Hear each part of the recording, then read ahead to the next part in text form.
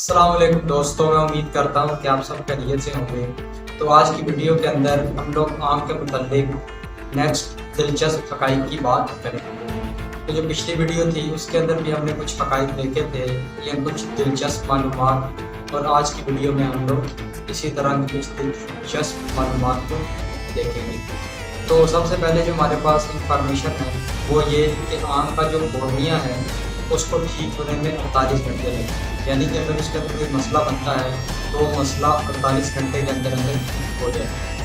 جو نمبر 2 پہ ہے وہ ہمارے پاس نیو بورن بیبی، یا جس کو آپ لوگ نوزائیدہ بچہ بھی بولتے ہیں، اس کی آنکھ سے آنسو نہیں ٹپکتے۔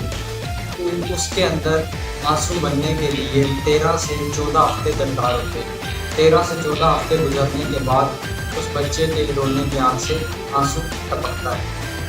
نمبر 3 پہ ہمارے پاس آتا ہے کہ ہماری آنکھ کے اندر 125 لاکھ ریڈ بلڈ سیل پائے جاتے ہیں، جن کو آپ لوگ سرخ کلیات بھی بولتے ہیں۔